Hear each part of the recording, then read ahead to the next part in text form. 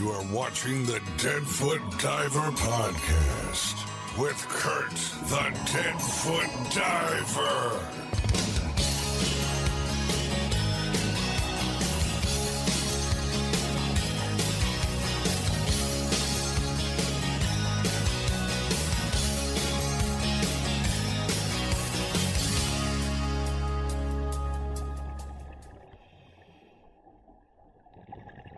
DeadFoot Diver podcast, where we talk about everything diving, scuba diving, and tech diving, and also the benefits of diving with disabilities. So today, I'm actually very pleased to have on my show one of the first people that I found when I was researching about diving for adaptive divers, and that is Lindy Legett from the Scuba Gym in Australia. How's it going, Lindy?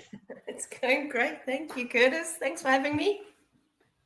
Well, greatly appreciated for having you on. I mean, I first stumbled across you while checking out YouTube videos on adaptive diving.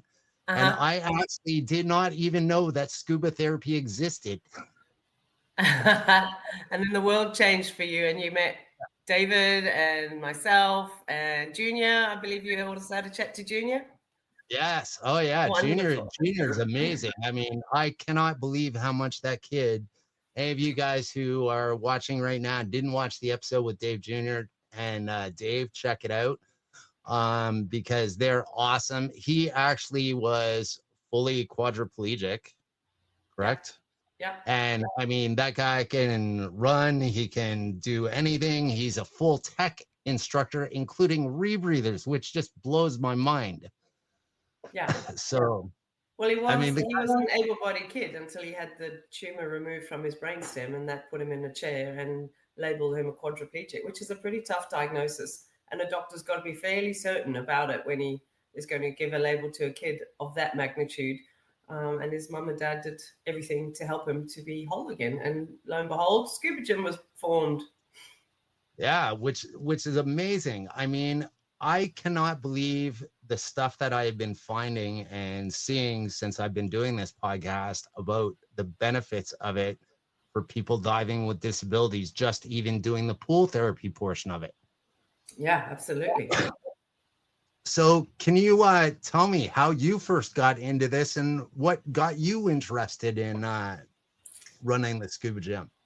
Sure. I was at a bit of a crossroads in my life. I was looking to do something that helped people in a fundamental way, in a profound way. So I had done leadership training and lots of that sort of personal development training before. I'd worked in corporate world for a long time as a trainer, corporate trainer. And I wasn't enthralled by helping a big company become more well off because of the training we were doing.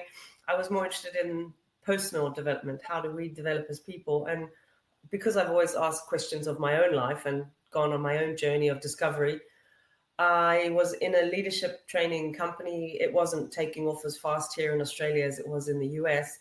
And I was just getting frustrated that it just wasn't happening fast enough. Every 4 months to do a course was rubbish. We needed to do them every month.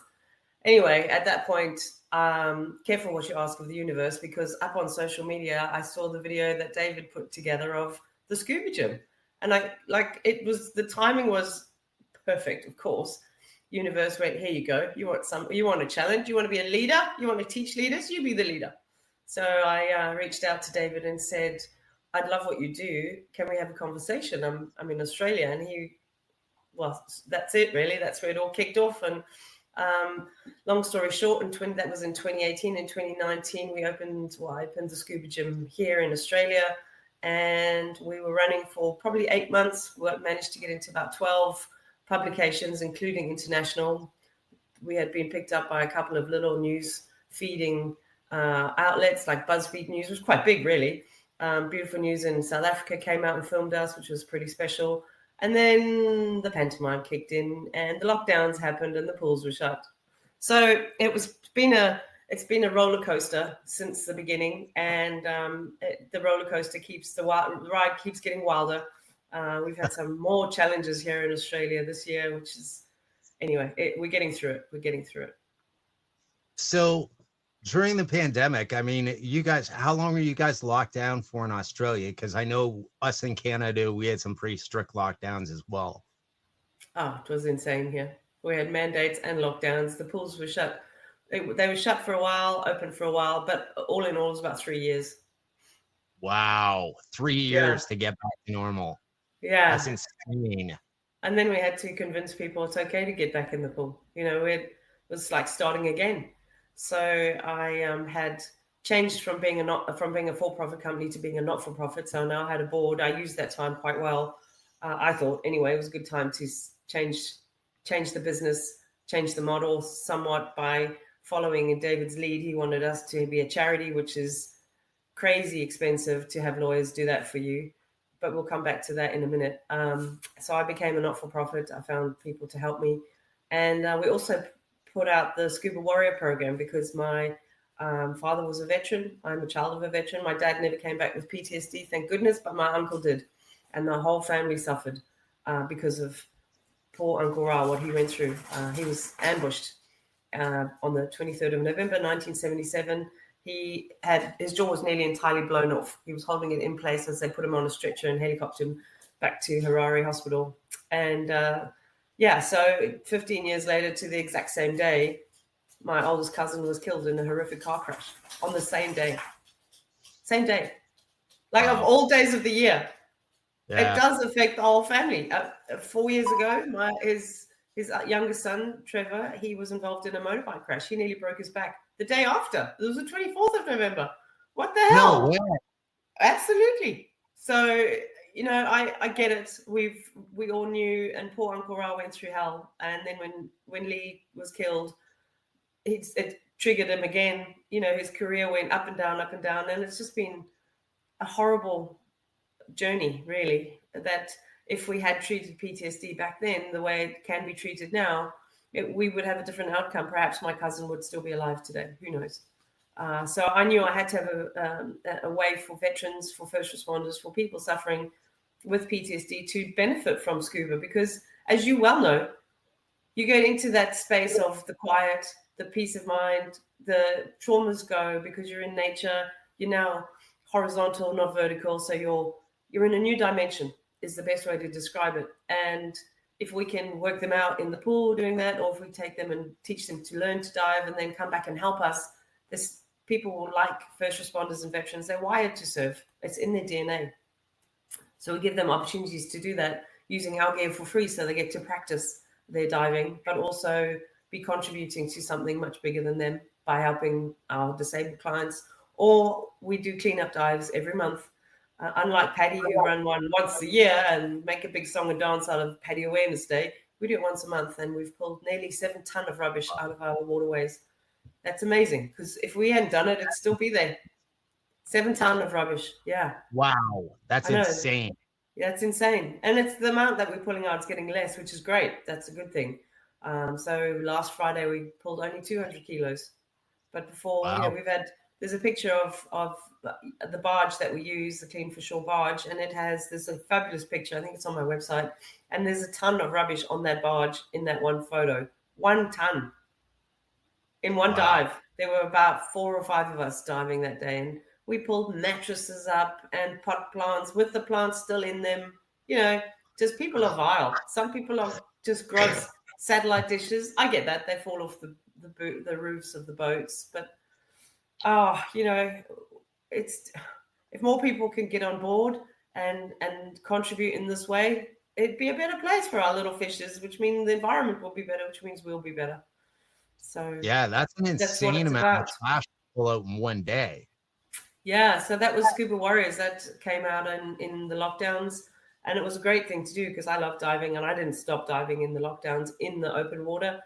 So I kept going. I kept teaching those people who wanted to learn, but set up Scuba Warriors and found amazing people in the veteran space who got on board very quickly and have promoted and shared what we do to their wider audiences. So it's grown slowly but surely, and that's cool. You know, slow growth is good growth. So yeah, that's where I'm at. Oh, and so we have been back in the pool for since 2022, 23, and have grown to have another site. We now operate out of Olympic Park, which is it is the pool that was built for the Olympics back in 2000, the 2000 Olympics. I wasn't here at the time, but so it is the most beautiful pool in Australia, in my opinion. It's the dive pool that the Olympians dived into, which, water holds memory. So let's remember that when we take our disabled clients down there, and maybe the memories in the water will transfer. Wouldn't that be cool? That's amazing, though. I mean, it does it for PTSD. It is amazing how much it helps with PTSD. I've noticed it myself the last 2 years that I've been diving. In fact, my wife notices when I'm not diving in about like 2 or 3 weeks. She's like, "You need to go dive." If I get rained out or something. We've had some bad weather. It's like, oh no. And now my dive season up here is starting to get shorter. We have about the charters finish the 12th of October. So I'm booked on every set. My wife bought me a pass this year, so I've been diving like crazy. Wonderful. Go you. So, and feeling better for it, no doubt. Oh yeah. It's been amazing. And not only that, I get relief from pain from it as well. I mean, there's absolutely no doubt about that. I'm shocked. I mean, when I first got back into diving last year, I was actually going to get into doing some serious technical diving and even potentially cave diving. I have curved my aspirations as far as that goes, just because of my extensive injuries and stuff like that. And I've also found that even though, because I used to be a professional diver and instructor and stuff, I'm even more cautious now than I used to be. Yeah. So, but the benefits of it are like, I can speak for myself, have been amazing. I mean, I don't have near the pain that I normally do when I've been diving, and it lasts for a couple of days. Yeah, that's it. And that's even diving in cold water. When I went to the Bahamas in April for a week and did a liveaboard, I was stunned. I did 19 dives in 6 days. And by the time when I left, I had not even been able to go into the pool or anything for months because we had nothing but snowstorms up here. And when I went to the Bahamas, my pain level was probably at 12 or 13 when I landed in the Bahamas. It was a bit better by the time the boat left, just because of the weather and stuff like that. But by the end of the week, my pain level was at like a 0.5. It's never, ever, ever been that low. Like I couldn't believe it when I was done diving during the week. I was like, oh my God, like I have no pain. I wish I'd lived in the Bahamas all the time. That's right. So we have a paraplegic who comes, and he is a veteran. He was injured in the line of duty 25 years ago, makes him a paraplegic. Now he walks, but he's paraplegic. He's got a dog because he also has the PTSD stuff going on. And for 25 years, he's been battling, and he's had several surgeries. They've stuffed up the original one. So he's had to keep going back for more. And he's in pain 24/7 because he's allergic to his pain meds. He can't take pain meds. So he found us. He used to be a diver, so he loved the fact that he could come to be with people who can keep him safe, are insured, have the skill, etc., and can actually work him out. And after the first few sessions, he came out of the shower afterwards, and he walked up to one of my team and said, "So I just peed in the shower." And Ken said, "Dude, we all pee in the shower. You're all right." He goes, "No, you don't understand. I didn't have to catheterize," which means his bladder control has come back. Every time he comes, which for a 50-year-old strong dude who did some covert shit underwater in the army, like his history is incredible. And a strong guy, to have that coming back for him is massive. That's massive. Yeah. But more to the point about the pain, he was out of pain for every time he comes to one hour of a workout with us once a week. He's out of pain for 3 days. 3 days after 1 hour. 3 days, which means he doesn't need 3 carers. He needs 1. So he's saving the country, the government, the NDIS. He's saving them money because he's out of pain for 3 days. So every time we have a session down at Sydney, I'll let him know, because even if it's just for a different group, I'll just come, because I know how much benefit he gets from it. He's out of pain. And if you're out of pain, as you know, you sleep better. And if you sleep better, you heal better. And if you heal better, you are better. And it's just a ripple effect of having no pain. I was in sciatic pain for 2 years of my life. Absolutely excruciating. Every time I stood up, there would be this pain going down my left leg because I had a bulging disc from snowboarding. So I know how it affects everyone. It was excruciating. Flying on a plane, driving in a car, all of that was just so painful. And finally, the pain went. I managed to find somebody who could help me. But what a journey. And so I get it. I understand pain, having experienced it in my way. So we help Andrew to be out of pain for as much as we can of his life now. And he loves it. I mean, he brings his own mask. He has his own full face mask. He'd rather have it in case he blacks out. He won't stop breathing, which is fine. It's his mask. It's his, that's okay. It's a great one. It's a great full face mask. I usually don't use full face masks, but he insists, so that's fine. You can bring it. And he has a great workout underwater. You wouldn't know that he's a paraplegic. Wow, that's amazing. And I mean, so just touching on the full face mask. So you don't use full face mask generally, right? Because I mean, Dive Heart, I know they use a lot of full face masks. I don't. When they do. I have to if I have somebody with cerebral palsy. So we help all disabilities. Once you've got that medical signed off and you're good to go, we help all disabilities, everything from quadriplegia, and even a quadruple amputee has come to us to dive. Amputee, Mick. Wow. All the way through to able-bodied autism. And we've been able to show that we have benefited each of these different categories, each of these different diagnoses, each of these different people. So once the medical is signed off, then you're good to go. You're good to come and join us. And the cerebral palsy people, so cerebral palsy, for the complex cerebral palsy cases, they can't necessarily bite on their rig. And if they can't bite, they let water in their mouth and then they're going to choke and cough. And coughing is really hard for some of them. And choking is not an option. We don't want that. So I sometimes will use a full face mask on my cerebral palsy clients because at least I know that they can breathe. The problem I have with it is that it's black. So I can't see if it's leaking because that's all I can see is their eyes, which is a bit scary. Anyway, we have ways around that. One of these full face companies need to come out with a clear one for doing training for people like you. A clear, easy one to put on as well, please. Yes. They're awesome. They're not cheap. And we're a not-for-profit. We don't have a lot of funding. We actually are in the process of becoming a charity. A good friend of mine put me in touch with a law firm here, a big law firm here in Sydney, and they're doing it pro bono for us, which is huge. So that's a massive tick in our box and a great giant leap forward once that comes through, because then we can get DGR status, which means we can then go to corporate world and say, you know what, we need help funding this, and your contribution will mean XYZ to our clients because we're having issues with funding at the moment here in Australia. There's an organization called the NDIS, which is a big insurance, National Disability Insurance Scheme. And if you qualify for the insurance money, you get a plan, you get help with everything. If you're in with a disability, you can apply for help with any of that. And that's how we used to get paid, because that people had funding in different parts of their plan that they could allocate towards exercise and rehab and physio. And a lot of our clients found that they got more benefit from working out with us than they did working out with the physio. And it's not to say the physio is doing anything wrong. They're not. The physios are doing a great job. But we're working underwater, as you know, in a weightless environment against the resistance of water.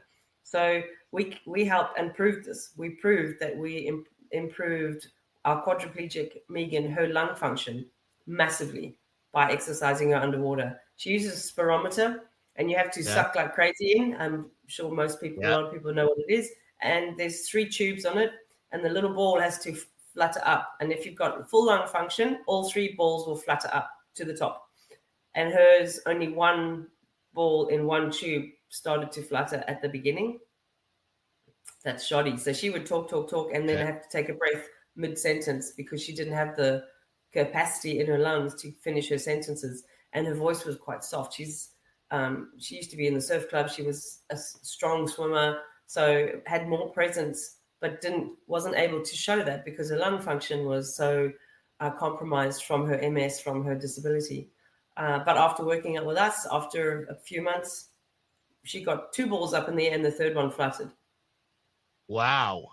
Yeah, we've proven it. Like, we've got video footage of this happening. So, if we can get more oxygen around a body, expect miracles or magic or whatever you want to call it, because that's when stuff happens. More oxygen to parts of your body, as you know, it's going to make a difference. Plus, you're working out against the resistance of water in a dimension. You can't do that on land without getting into a pool. Like, you can't do that. We can put people on treadmills with hoists that are very uncomfortable. It takes them half an hour to get in the hoist, to then hoist them up onto a treadmill, to then start walking them. Or they can come to the scuba gym. We put them on the little hoist on the pool, put a shark skin on them, swimming them, and they're in 5 minutes tops. And they're not in any pain, and they are moving freely again, and they feel weightless. Although we are weighting them, they are feeling more weightless, and all of that tension, especially for people sat in wheelchairs in the groin area from sitting all that time, is relieved, and it's pretty special.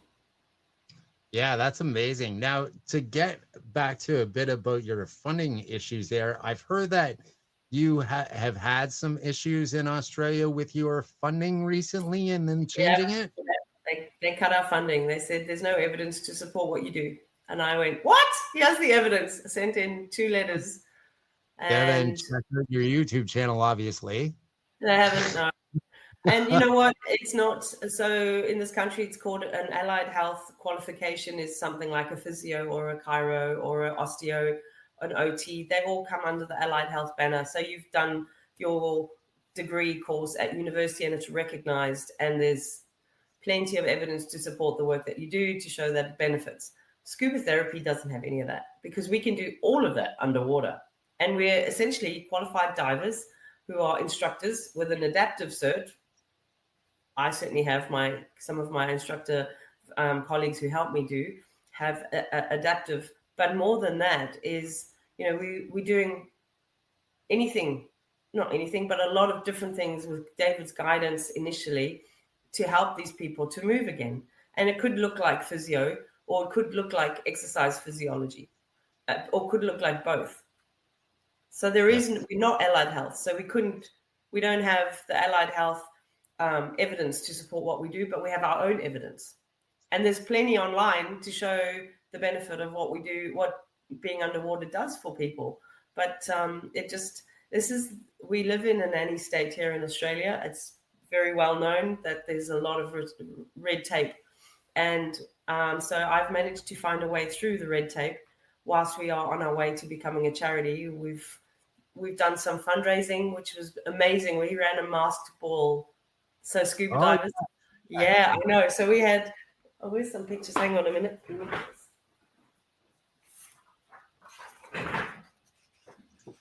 Yeah. Isn't that gorgeous? That's awesome. It was stunning. And people came dressed up in black tie and a lot of crazy masks. There were scuba masks, there were swimming goggles. There were all sorts of and the effort that people went to. We had about 80, 90 people come on the worst day weather-wise. They had torrential rain that day. I was thinking, there's no way people are going to come. They're going to be rather watching telly, wrapped up on the couches with the heater or the fire blaring. But no, they came, and it was amazing. We raised a bit of money, which will get us across the line to the end of the year anyway, to subsidise it, and then hopefully by then we will have become have that status, that DGR status, and we'll be a charity by the end of the year. I'm pleased. Let's make this happen so that we can approach next year with a different approach to go to corporate world and say, hey, this is where we're at. Can you help? And I'm sure that because it becomes tax deductible for big companies to get involved, we might get a bit more help than we have had. Oh, I'm sure, especially when they start seeing your videos and talking to some of your divers. Yeah. I mean, for sure it's going to help. I mean, you know, especially with corporate guys, and especially people backing veterans with PTSD and stuff like that. That's a no-brainer. Hey, everybody. Thanks for watching. Please remember to like, share, and subscribe. And by the way, we're also on your favorite podcast platforms now. We are on Amazon. We are on Spotify. We are on iHeartRadio. We are on Player FM and Podchaser. All of the descriptions are going to be down below, so make sure you check us out. Thanks. Have a great day. And remember, grab an adventure and live. Yeah, it is, especially, and a lot of people know a veteran, or they know somebody with a disability. So there is empathy. We are hoping we get that, but also it's just, you know, I said this in my speech at the Mass Ball, and I say it every so often. The reason I do I don't have to. You know, I'm able-bodied, and I can go back to corporate world and earn decent money. It's not fulfilling though, and the main. The reason for this is, one, I love to dive and I love to help people. And in Africa, we have an expression that is, it's one word, and it's Ubuntu. And Ubuntu means I am because you are. So if I'm stronger, you are. And if you are stronger, I am. So it's that whole tribal coming together to help the bigger picture, which is what we're about. And that's why this business model works so incredibly well. All of my team of volunteers, they do this because they want to help. And that, I strongly believe, has a lot to do with the healing process, because of the synergistic transfer of energy in the water of one human being wanting to help another complete stranger to be better. It's profound. We've had one of my clearance divers, old. He's retired clearance diver. He's in his 70s. Got very emotional when I asked him to help me with one of my quadriplegics, and because he was part of the machine, and here he is helping a younger man to be whole again. And it touched his heart so much that he welled up and he said, "Can I always help you with Matt?" I said, "Of course you can. Yeah, absolutely you can." So, you know, there's something for him. He's getting something out of it, and he's escaping from his PTSD, his traumas too, or we should call it PTSG, PTG, post-traumatic growth, not stress disorder. It's post-traumatic growth. So yeah, it's a win-win-win. And I'm hoping that this is our year where things turn around for us big time, and we approach it differently. Wow, that's amazing. I mean, especially the fact of the impact that it's had on both your volunteers and your divers as well. Isn't that what life's about though? Like, you know, we're going into the dimension where we all begun. We all started off in the magic of water, because we were all in water for 9 months of our lives, the first 9 months. So we're going back to that dimension. Yeah, I know there's chlorine in it and it's not as beautiful as mother's womb, but we're in water. And there's more to see. There's way more to see and lots more to do. And it's a special place. I don't think it's been researched enough, and people haven't put as much energy into, like we are. As a scuba diver, do you know that you're in a tiny percentage of the population of the planet actually dive? Like it's 1%. It's really minuscule. But 1 in 5 Australians is diagnosed. 1 in 5, that's 20% of our population, has a disability. So here we have an opportunity for that tiny percentage of the population to be helping 20% of the population and make a difference. And I think there's something to do with our own DNA, in as much as we've got the courage, the bravery, or maybe just the curiosity to go and see what's underwater and be in that space. And, you know, whatever it is, we've got a common thread that gets us into the water and keeps us underwater.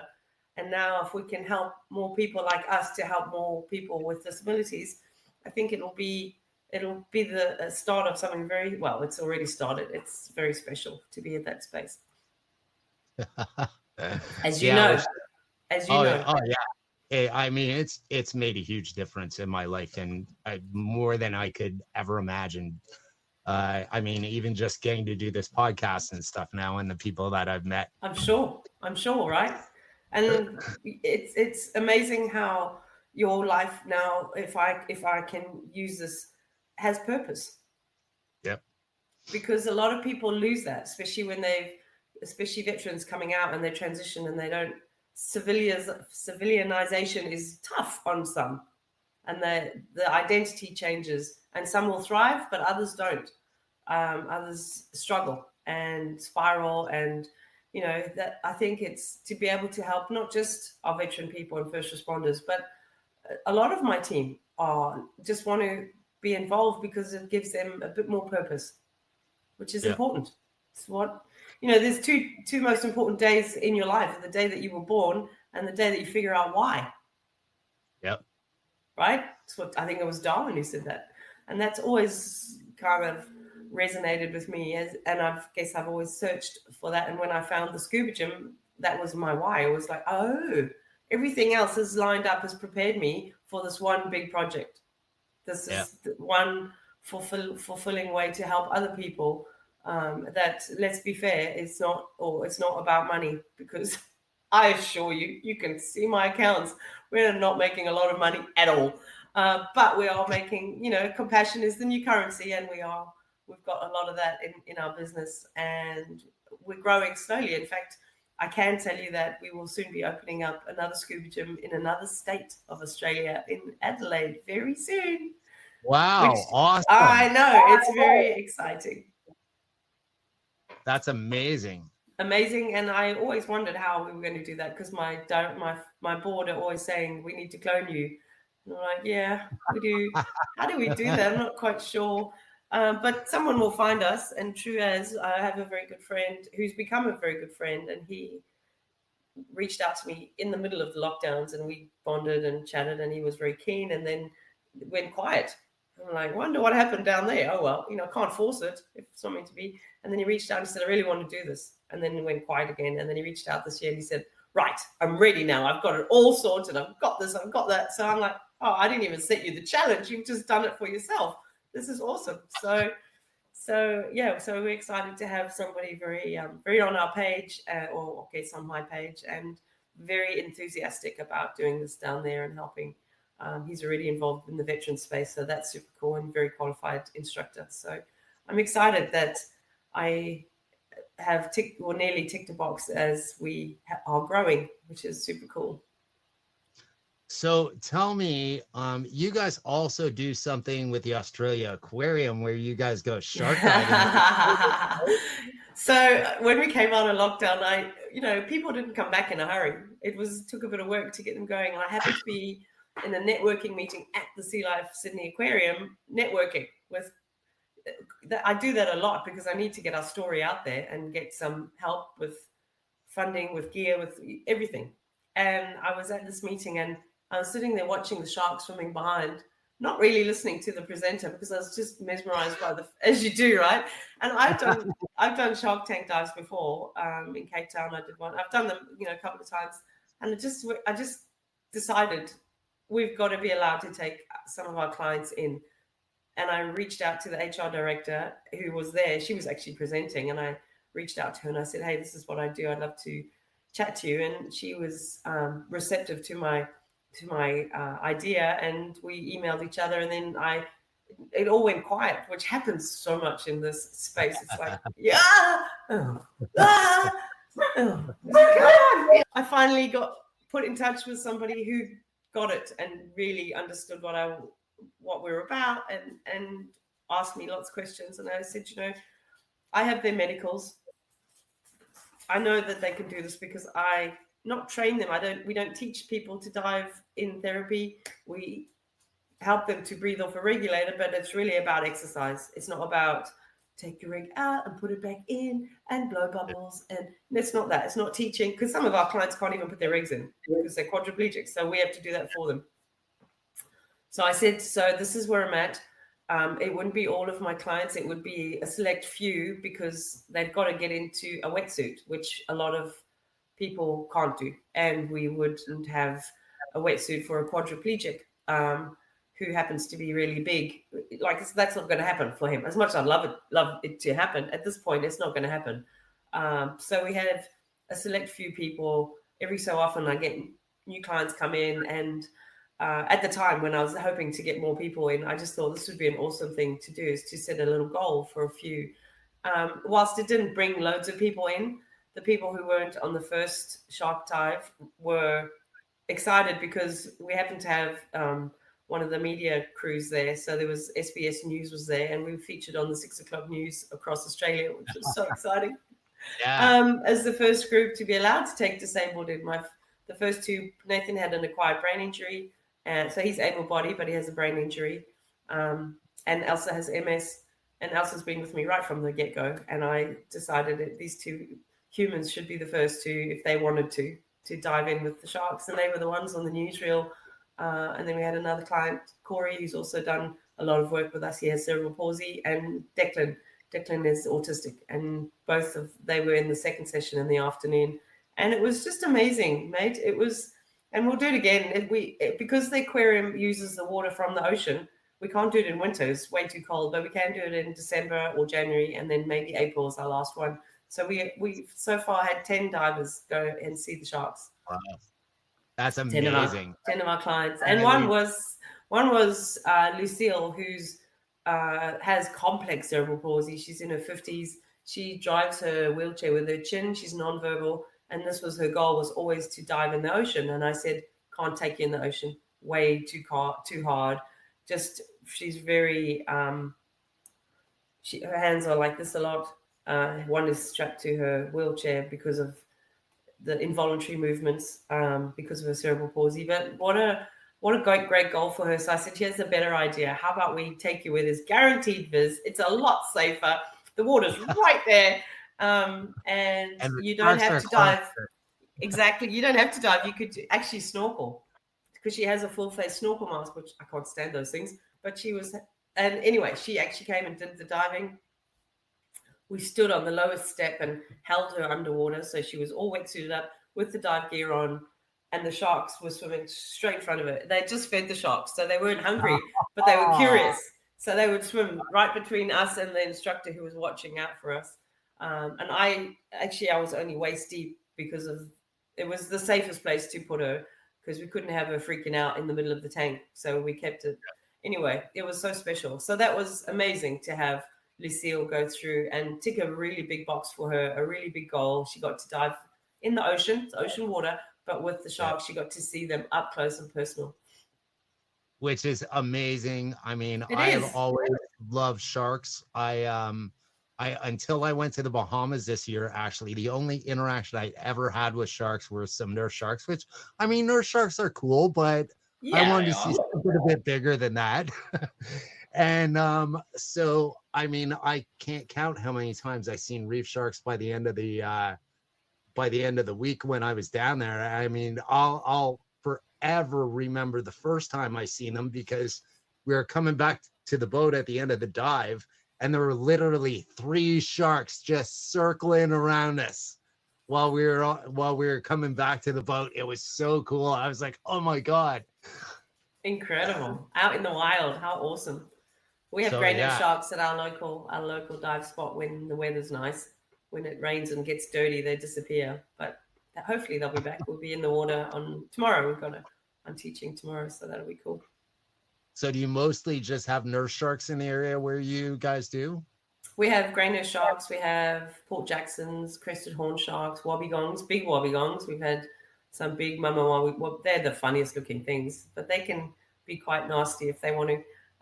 Really? And other than that, we don't have anything too scary in close. Although recently there was a gentleman was down on the northern beaches, was taken by a great white just last week.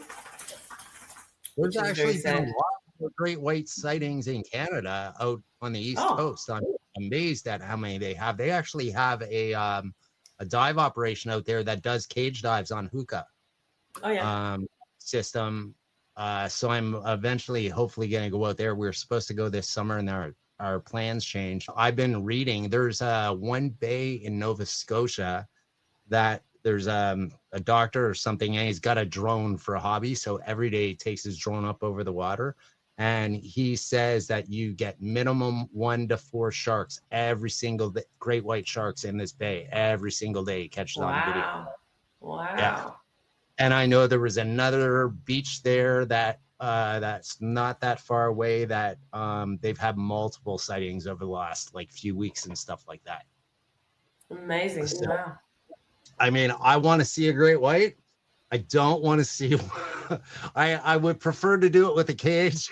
The first time, obviously. I mean, apparently I didn't get a chance to watch the video yet, but earlier this week, actually, a couple of divers out there, there was a great white that approached them when they were diving. Wow. So, yeah. I'm curious about them too. I've seen them from a cage. I've done a cage dive before in Cape Town, but he just swam past and that was it. It was very uneventful. So it was just one of those days. I think the viz was crap and it was choppy and horrible, but that was the day we had booked to do it, so we had to go. Anyway, so it's very sad that we lost somebody just recently to a great white shark just down on the northern beaches. But it's their ocean. There was actually, when I was in the Bahamas the week before, over in the Exumas, they actually had an attack that was from a bull shark that got a guy on one of those new electric surfboards. Oh, yeah. And they figure there's apparently been a couple of attacks, so they think that now the sharks are sensing that, food. Ah, okay. And it's attracting them from the whizzing of the electric motors. Something to chase. Yeah, and it's fast. We can chase that. That's a challenge. Let's do it. I unfortunately, though, I was kind of hoping to see one bull shark down there. I didn't get to see a bull shark, so that was kind of disappointing. But I seen lots of reef sharks. We actually did a shark feed as well down there, so that was really awesome. It was like 45 minutes. I got some awesome video on my YouTube channel. Nice. So, I'm a huge shark nut. Excellent. Well, do you know that you can do a cage dive up in, I think it's the Northern Territory, but you do it in a perspex cage and you get to see crocodiles. Really? I don't think I'll be up for that. Just saying. I have a thing about crocodiles, maybe because I'm African.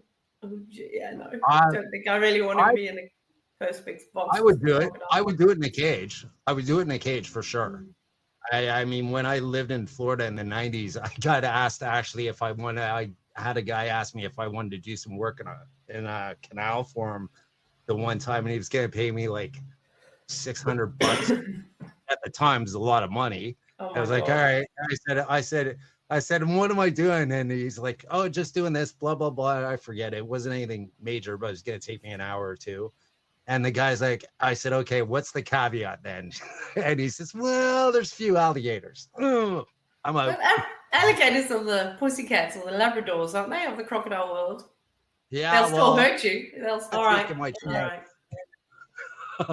Because if anybody's going to get nipped or something like that, it would be me. Okay. And my friends will all tell you the same thing. Like, oh my God. Yeah, it's going to be him. Cool, man. So when you guys do these harbor cleanups that you guys do, what is the most bizarre thing that you have ever found? Oh, this is the most bizarre thing I've ever found. It's an ankle bracelet from a prisoner. He's cut it. I'm saying he because I'm guessing it was a he. But yeah, that was the best find I've had. We find motorbikes. We've pulled 3 motorbikes out. But that ankle bracelet just absolutely gets shown off. It's on my desk for this reason, for meetings and for presentations. Guess what I found? We also found a whalebone vertebra. Really? Yeah, massive thing like this. It was in my garden for ages, but I think my dog peed on it enough and it started cracking. So one of my veteran mates has got it to wire it up again. But a whalebone vertebra is pretty special, as special goes. No kidding. That is pretty special, man. Yeah. So that's amazing. How did you find that? It was just there. Just and there. And you nothing, like just the one piece, and that was it. Yep. Wow, that's even stranger. Yeah. So we get all sorts of stuff rolling up on our beaches when the big storms come. We've got the Hawkesbury River, which is south of us. It feeds into our little bay, which is bad because we get fridges, horses, all boats, all sorts of rubbish washes up on our beach. And unfortunately, the human race isn't aware of the destruction that they've created with waste. And we see it all the time underwater. So that's how Scuba Warrior, the cleanup dive, started. I just happened to see off the ferry wharf, which is where we found the whalebone vertebra, and this a scooter, a kid's scooter, the handlebar was sticking upright. Someone had raced it off the ferry wharf, and it had landed upright, but the scooter was rusting. So if you had a fat kid jumping off on a low tide, that would have been horrendous. It would have been horrendous, especially after time. That would have solidified, and it would have been upright and rusted. That would have been horrendous. I went, right, we've got to clean up. This is gross.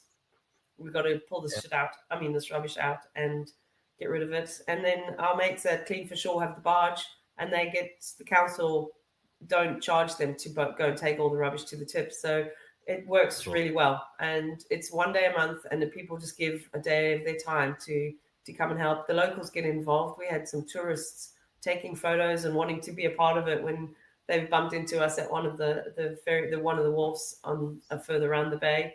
So it's, it helps to grow awareness as well, just so people see what's coming up. All these bicycles and kids' scooters and skateboards.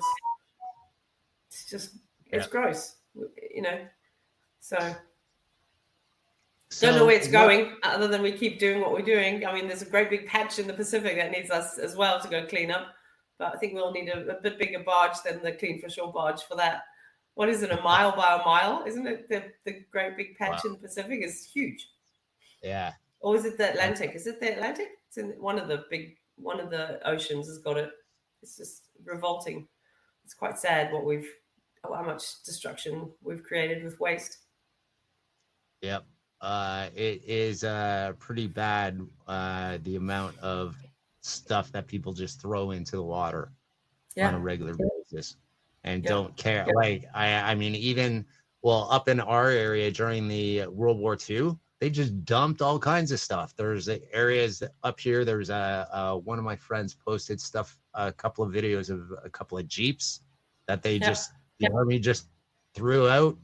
I mean, military's has got a horrible record for just dumping stuff. Yeah. Look at Truck Lagoon. Yeah. Okay. Yeah. Anyway. But, wrecks are cool. We love to dive wrecks. Come on. Yeah. Oh, yeah. No, wrecks are cool. Wrecks are definitely my favorite thing to do. Truck Lagoon is definitely on my list. Mine too. Definitely. I want to do Truck Lagoon with Peter Mesley, though, who I had on. Oh, okay. Fantastic. So cool. So that's where we're at. We run them regularly. Summer's coming, thank goodness. Hopefully the rain has gone it's just been such a wet winter. It's been horrible. So hopefully we can pick it up and keep moving, and more clients will come to us because it won't be as cold anymore. It'll be nice and warm. We keep doing what we do, Curtis. We keep doing what we do. Which is awesome. I mean, you guys are doing amazing things down there. I greatly appreciate having you on the show today. I do have one question, though. Have you ever tracked down who that ankle monitor was attached to? There's got to be a way to figure out who had that ankle monitor on. I actually I had a copper come on a course. I was teaching an open water course, and I showed it to him. And there is a barcode on it. And he said, honestly, this happens quite a lot, but we catch them. I'm like, it happens a lot, really? Oh my God, that's terrible. But they do catch them, apparently. So fingers crossed, whoever's that belongs to, I'm grateful for it. I think it's fabulous. Like, that is. Oh, it's cool. I would just want to know what the person convicted of did, just because I'm a crime buff too, right? So I would have to track down who, what the thing was in case it was some like real crazy crime that mafia, in history, right? Cartel, drug dealing. Yeah. Exactly. Why would he be let out then with that on? That would be terrible. Probably somebody with a minor offense. I don't know. Anyway, I don't know. Apparently they catch him. Crazy stuff on bail. So you never know. You never know in this world we live in. You never know. All right. Well, thanks All right, again, mate. Lindy, for coming on today. It has been awesome having you on, and I wish you really good luck with your new prospect of becoming a charity, and hopefully that sorts out a lot of your funding issues so that you get a lot more people in the water that can benefit from this. That's it. Thanks so much, Curtis, for being interested in what we do down under. Super cool Absolutely. of you I'm hoping to invite come us down on. and do a trip eventually so I can come down and visit and help And you. then we'll have to go. We'll have to go and do the crocodiles then. Oh, that's good. Yeah, I'd do it for sure. Oh, so you'd actually do that with me? Oh, I don't know. That might be my reason to do it because Curtis is coming. Okay, maybe. All right. Well, that's good motivation for me to get a trip to Australia. Australia, definitely. Let's do it. Cool, mate. Thanks so much for your time and your interest. Yes, absolutely. And thanks to everybody for watching. Remember, please like and subscribe and have a great day. And remember to grab an adventure and live.